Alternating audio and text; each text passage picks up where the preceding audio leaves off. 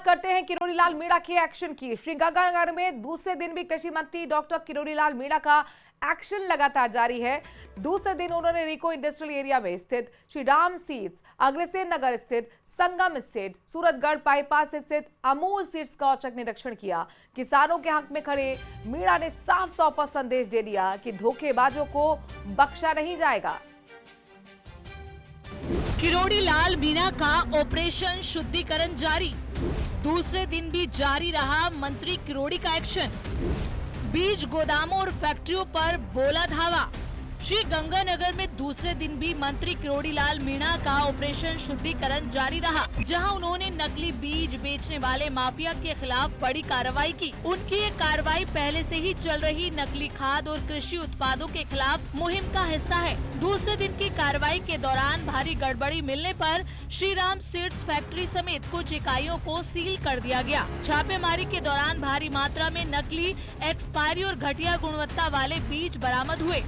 इतना ही नहीं, एक्सपायरी बीजों को नई आकर्षक पैकिंग में भरकर बेचने का गोरख धंधा चलते मिला, जबकि कुछ जगहों पर बीजों को चमकीला दिखाने के लिए उन पर लाल रंग चढ़ाया जा रहा था, जो सीधे तौर पर किसानों के साथ बड़ा धोखा है।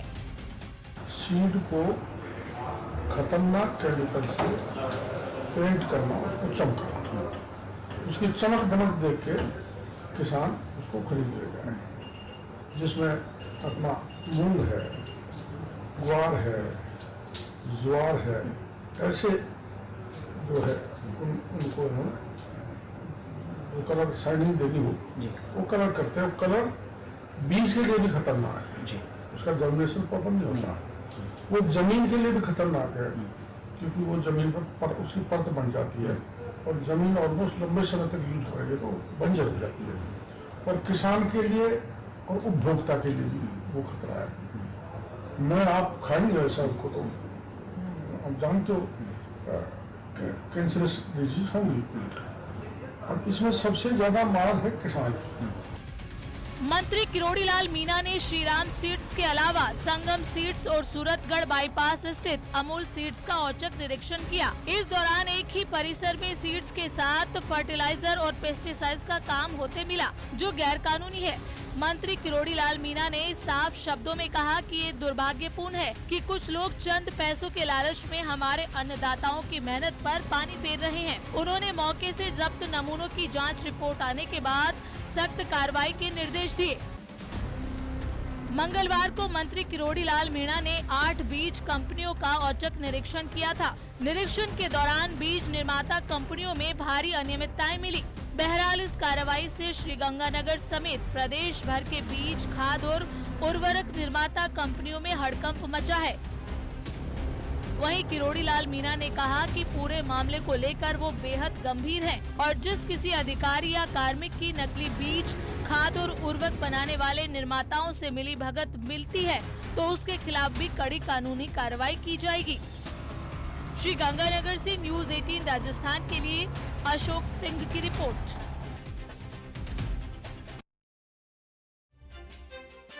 खबर जयपुर से है, जहां पर श्री गंगानगर में कृषि विभाग की कार्रवाई मामले में राज एग्री इनपुट डीलर्स एसोसिएशन ने संज्ञान लिया है और कार्रवाई को मनमानी बताया है। रायडा का आरोप है कि बिना जांच कार्रवाई की जा रही है। रायडा ने कहा कि विभाग बताए कि नकली बीज की परिभाषा क्या है, तो भाई रायडा ने अनिश्चितकालीन हड़ताल की चेतावनी तक दे डाली है। रायडा अध्यक्ष पुरुषोत्तम खंडेलवाल ने इसकी जानकारी दी है।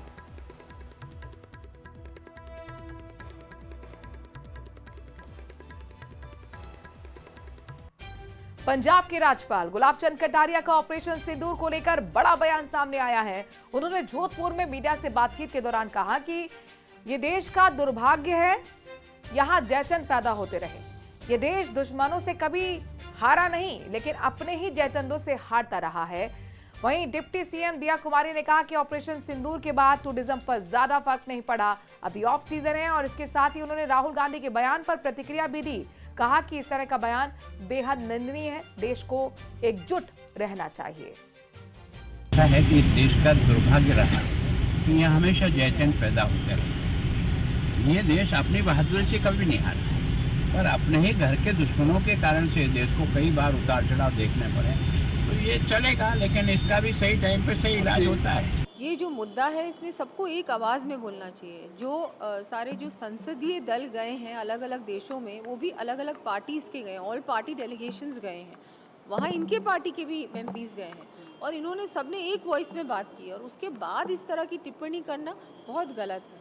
हम लोग किसको ये दिखा रहे हैं? हम एक रहें। हमारे देश पे अटैक हुआ है, हमारे देश पे जब कोई भी अटैक करेगा तो हमको एक आवाज़ में बोलना चाहिए और मोदी जी ने इतना अच्छा इसको हैंडल किया। ऑपरेशन सिंदूर हुआ और टेररिस्ट पे डायरेक्ट हम लोगों ने अटैक किया। All India anti terrorist front के अध्यक्ष एमएस बिट्टा जोधपुर दौरे पर रहे और इस दौरान उन्होंने सर्किट हाउस में देश की सुरक्षा को लेकर आतंकवाद जैसे मुद्दे को लेकर चिंता जाहिर की है। बिट्टा ने कहा कि भारत हमेशा से आतंकवाद के खिलाफ रहा है। आने वाली पीढ़ी को एक ऐसा भारत देना चाहते हैं जो अमर रहे और सुरक्षित रहे। हमें ऐसा भारत बनाना है कि दुश्मन सोच भी ना सके और इसके लिए हमें इजराइल जैसा मजबूत बनना होगा। तो वहीं ज्योति मल्होत्रा को लेकर कहा कि पंजाब में कई ऐसी ज्योति हैं जो देश विरोधी विचार फैला रहे हैं। वो जो उसने बम चलाया, जो उसने ड्रोन से हमला किया, हमारा सुदर्शन चक्र अगर ना होता, अमृतसर, जम्मू कश्मीर, राजस्थान बहुत बड़ी तबाही हुई। हमारा S-400 सुदर्शन चक्र ने पाकिस्तान के चने चबा दिए। अब आपने ये सवाल किया कि अमृतसर पास है, तो मैं कहूं जैसलमेर भी पास है, गुजरात का कच्छ बॉर्डर भी पास है, भुज भी पास है, बड़े बड़े एरिया हैं जो पाकिस्तान के बॉर्डर पे आते हैं। तो उसका मतलब ये नहीं कि बॉर्डर पे हैं तो हम अपनी लड़ाई को कमजोर कर दें। हमने पहले दिन ये कह दिया था, पहलगाम हमले के तुरंत बाद हर भारतीय को, बड़ा हो, छोटा हो, माँ हो, पिता हो, बेटी हो, हर एक को आज इजराइल की तरह एक सच्चा भारतीय बनना पड़ेगा। जैसलमेर से गिरफ्तार हुए जासूस शकूर खान को लेकर अब सियासत गरमा गई है। जयपुर की सीजीएम कोर्ट ने शकूर खान को 7 दिन की पुलिस रिमांड पर भेज दिया है। कैबिनेट मंत्री अविनाश गहलोत ने कांग्रेस पर निशाना साधा है। रिपोर्ट देखिए।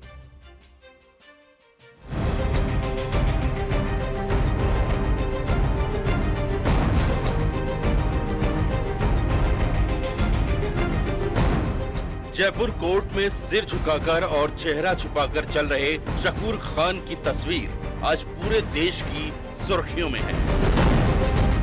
एक समय सरकारी पद पर तैनात रहा ये शख्स अब आईएसआई का एजेंट होने के आरोप में पुलिस की रिमांड में है। शकूर खान के कोर्ट में पेश होते ही वकीलों ने जमकर हंगामा किया, नारे लगे और वकीलों की तरफ से कहा गया कि कोई भी देशद्रोही की पैरवी नहीं करेगा।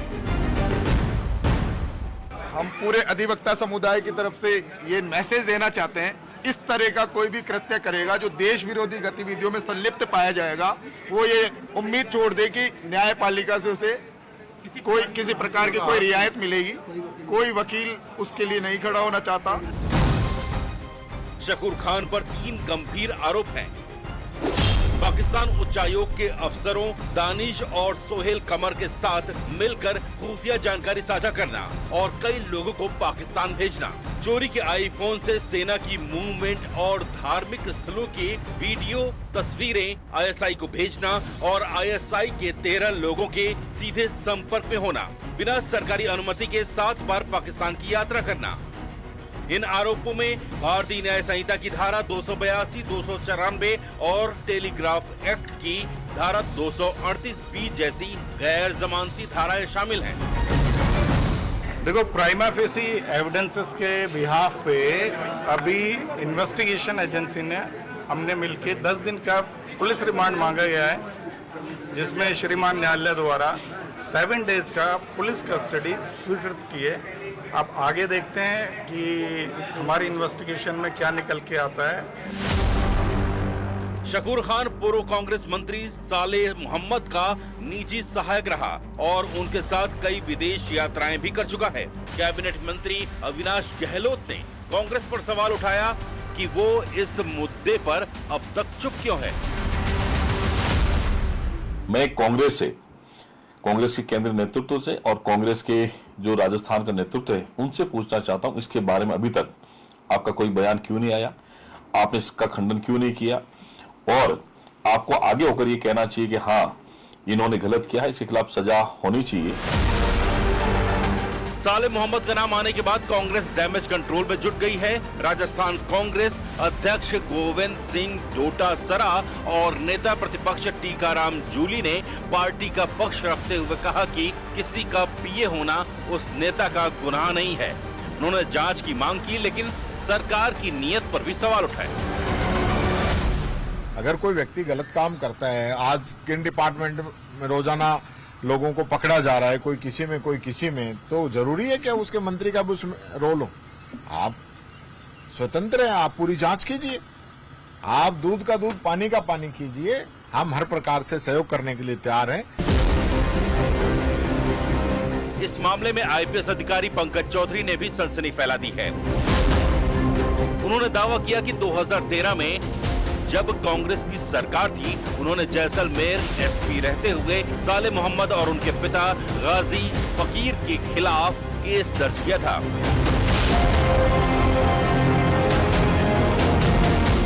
गाजी फकीर की हिस्ट्री शीट खोली गई थी, क्योंकि तब उनके परिवार पर जासूसों को संरक्षण देने का शक था, मगर इसके बाद चौधरी को पद से हटा दिया गया। अब राजनीतिक आरोप प्रत्यारोप के बीच सवाल ये है कि 7 दिन की पूछताछ में जांच एजेंसियां शकूर खान और उसके पाकिस्तानी कनेक्शन से जुड़े कितने राज उगलवा पाएंगी।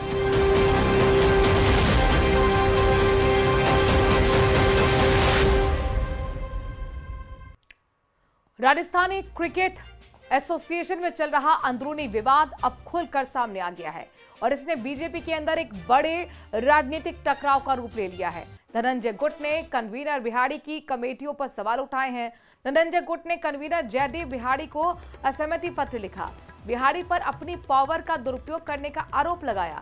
31 मई को आरसीए ने सिलेक्शन और परचेज कमेटियां गठित की थी। पत्र में लिखा, बिना मेजोरिटी के फैसला करना हठ धर्मिता है, जिसे धनंजय गुट ने कमेटियों के गठन को गैर कानूनी बताया।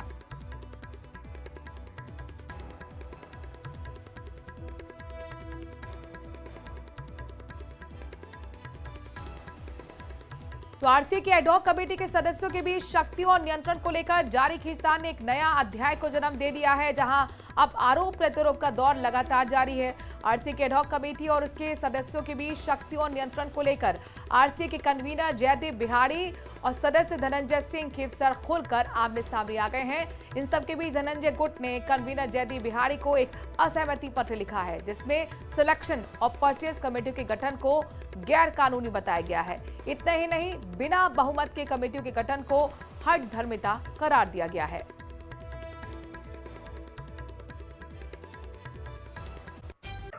झुंझुनू के खेतड़ी वन विभाग में पदस्थापित रेंजर मुकेश मीणा को सीकर एंटी करप्शन ब्यूरो की टीम ने बुधवार को रंगे हाथों रिश्वत लेते हुए गिरफ्तार किया। कार्रवाई के दौरान आरोपी रेंजर को 10,000 की रिश्वत लेते पकड़ा गया है। ये रिश्वत लकड़ी की गाड़ी पर कार्रवाई न करने और उसके परिवहन को नजरअंदाज करने की एवज में ली जा रही थी। सीकर एसीबी के एएसपी विजय कुमार ने बताया कि परिवादी गिरवर शिकायत दे चुके हैं इस मामले में और उसी में एक्शन हुआ है।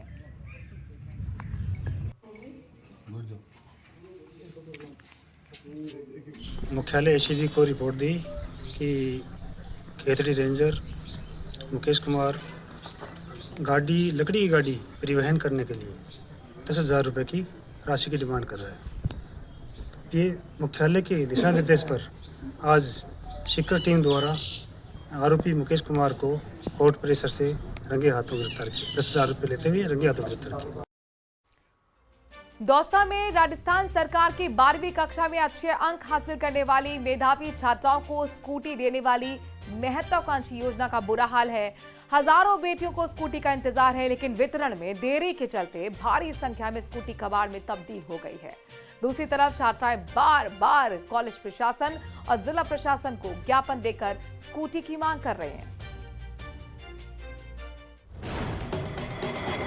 ये अब ये हाल हो रहा है हमारी स्कूटियों का, 3 साल हो चुके हैं। मेरे साथ जो लड़कियां पढ़ती थी उनको मिल गई, तो मुझे भी ऐसे लगा मैसेज भी आ गया, लेकिन अभी तक कोई कार्रवाई नहीं की उन्होंने। अब जो नए स्टूडेंट्स हैं उनको तो मिलना ही चाहिए।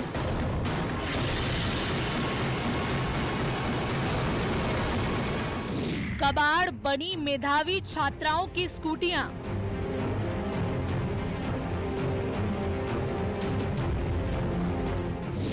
जिला प्रशासन से गुहार लगाती छात्राएं।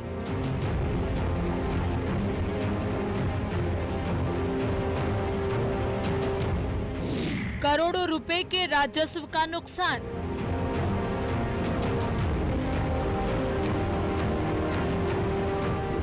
दौसा में अलग अलग जगहों पर खड़ी हजारों स्कूटियां अब कबाड़ बन चुकी हैं। इन्हें पाने का सपना सजाने वाली कुछ छात्राएं तो कॉलेज भी पास कर चुकी हैं, लेकिन प्रदेश सरकार की योजना का फायदा इन्हें अब तक नहीं मिला है। हर रोज छात्राएं इस उम्मीद से स्कूल और जिला प्रशासन के चक्कर काटती हैं कि शायद देर से ही सही इनके स्कूटी का सपना साकार हो जाए।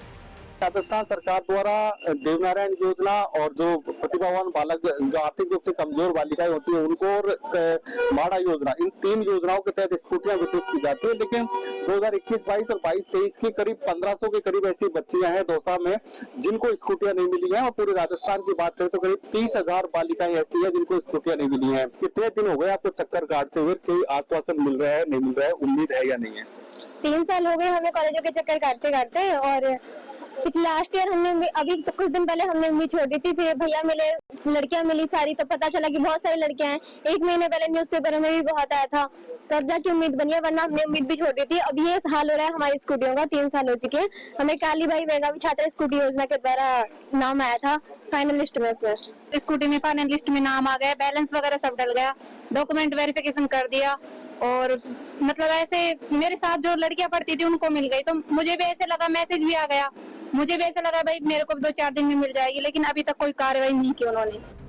दरअसल राजस्थान में 12वीं कक्षा में अच्छे नंबर लाने वाली छात्राओं को अलग अलग वर्ग के हिसाब से स्कूटी देने की योजना है, जिसके तहत सामान्य वर्ग की बालिकाओं के लिए कालीबाई भील मेधावी स्कूटी योजना, एमबीसी वर्ग के लिए देवनारायण स्कूटी योजना, वहीं एसटी वर्ग के लिए माड़ा योजना के तहत स्कूटी बांटी जाती है।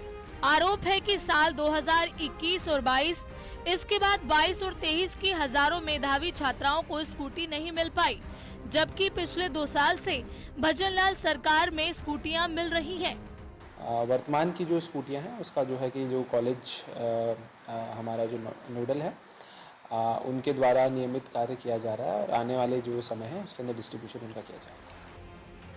जानकारी की माने तो कांग्रेस सरकार के दौरान इन स्कूटियों को खरीदा गया, कुछ स्कूटियों को बांटा भी गया, लेकिन चुनाव के दौरान आचार संहिता लगने के बाद वितरण कार्यक्रम को रोक दिया गया।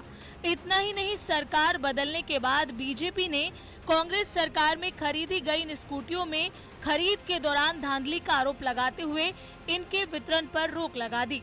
इधर बालिकाएं बार बार कॉलेज प्रशासन और जिला प्रशासन के अफसरों से स्कूटी देने की गुहार लगा रही हैं, लेकिन पिछले 3 साल से इन्हें सिर्फ आश्वासन दिया जाता है, लेकिन स्कूटी नहीं।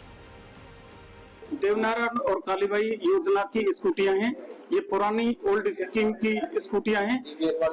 हमारा उस समय के हम नोडल भी नहीं थे, राज्य के कन्या महाविद्यालय दौसा इसका नोडल है, फिर भी हमें ज्ञापन दिया है बच्चियों ने, उसे हम उच्च स्तरीय भेज देंगे। राज्य सरकार के स्तर पे ये पेंडिंग है, जैसे ही समाधान होगा हम वितरण की कार्रवाई चालू कर देंगे। 2021 से 2023 तक प्रदेश भर से करीब 25,000 और दौसा से करीब 1500 बालिकाएं स्कूटी योजना से वंचित हैं। न्यूज 18 की टीम ने कई बार इन छात्राओं की समस्याओं को उठाया। छात्राएं भी प्रशासन से गुहार कर रही हैं। अब देखने वाली बात ये होगी कि छात्राओं को कब तक स्कूटी मिलती है। 2021-22 और 22-23 की पूरे राजस्थान की करीब 30,000 ऐसी बालिकाएं हैं जो आज भी 3 से 4 साल भी इंतजार कर रही हैं कि आखिर हमारे बट वाली जो स्कूटियां हैं वो कहाँ हैं। लेकिन हम दिखा रहे हैं कि ये स्कूटियां ऐसे धूल पाक रही हैं। ऐसे में राजस्थान की सरकार को इस पूरे मामले में कोई एक्शन लेना चाहिए और इन बालिकाओं को स्कूटियां मिलनी चाहिए। आशीष शर्मा, न्यूज 18 दौसा। खबर ब्यावर से है, जहां पर विजयनगर ब्लैकमेल कांड के मुख्य आरोपी और पूर्व पार्षद हकीम कुरैशी की अजमेर पॉस्को न्यायालय में जमानत याचिका खारिज कर दी गई है। मामला 3 नाबालिग लड़कियों को ब्लैकमेल कर रेप और धर्मांतरण के लिए प्रेरित करने का है। पुलिस ने 16 आरोपियों को गिरफ्तार किया है, जिनमें 5 नाबालिग हैं। जांच में सामने आया कि हकीम कुरैशी ने आरोपियों को संरक्षण दिया और हिंदू लड़कियों को ब्लैकमेल कर निकाह कराने की साजिश रची। पुलिस और एसआईटी मामले की गहनता से जांच कर रही है। कोर्ट ने आरोपी को जमानत देने से इनकार कर दिया है। ये विजयनगर के अंदर 3 मुकदमे दर्ज हुए थे, एक 60, 61 और 62/25। इसके अंदर ये था कि एक संगठित तरह का अपराध था जो सुनियोजित तरीके से हिंदू पीड़िताओं को टारगेट करके किया गया था तथा उन पर दबाव बनाया जा रहा था कि वह उनके साथ शारीरिक संबंध स्थापित करें, वह अपनी सहेलियों को लाएं, उनसे दोस्ती कराएं और साथ ही उनको धर्मांतरण के लिए मजबूर कर रहे थे कि कलमा पढ़ें, वो रोज़ा रखना शुरू करें, बुर्का पहने, वह हिंदू धर्म में आस्था छोड़कर मुस्लिम धर्म में अपनी आस्था रखें। ये एक तरह का लव जिहाद का मैटर था, जिसके अंदर आज मुकदमा संख्या 61/2025 के अंदर जो मुख्य आरोपी था पूर्व पार्षद अब्दुल हकीम कुरैशी, उसकी जमानत याचिका माननीय न्यायालय ने खारिज की है। भिवाड़ी से एक हैरान करने वाला वीडियो तेजी से वायरल हो रहा है, लेकिन परेशान करने वाली बात यह है कि जिस नोटों की माला का ये वीडियो वायरल हो रहा है उसे कुछ बदमाशों ने लूट लिया। इस रिपोर्ट में देखिए। के गले में नोटों की माला, शादी के माहौल में लूट की प्लानिंग, बीच सड़क पर लूट की वारदात। शादी का माहौल लोगों में गजब उत्साह भर देता है। इस दिन जितनी खूबसूरती के साथ दुल्हन का श्रृंगार किया जाता है, वैसे ही दूल्हे को भी सजाया जाता है। ऐसी एक बारात खैरथल तिजारा में थी, जहां दूल्हे के सिर पर सहरा सजा था तो गले में नोटों की माला थी। लेकिन दूल्हा और उसके परिवार वाले इस बात से अनजान थे कि इस नोटों की माला पर अब कुछ बदमाशों की नजर है, जो इसे लूटने की प्लानिंग बना रहे थे। दरअसल भिवाड़ी में चूहड़पुर गाँव में आमिर नाम के युवक शादी समारोह में किचनगढ़ बास से शमसुद्दीन और अपने परिवार के साथ शादी समारोह में शामिल हुआ था। दूल्हे को सजाने के लिए शमसुद्दीन ने 14.5 लाख की नोटों की माला हरियाणा से किराए पर मंगवाई थी। दूल्हे ने इस माला को शादी में पहना था, लेकिन जब इसे वापस करने के लिए मोहम्मद शमसुद्दीन नाम का व्यक्ति जा रहा था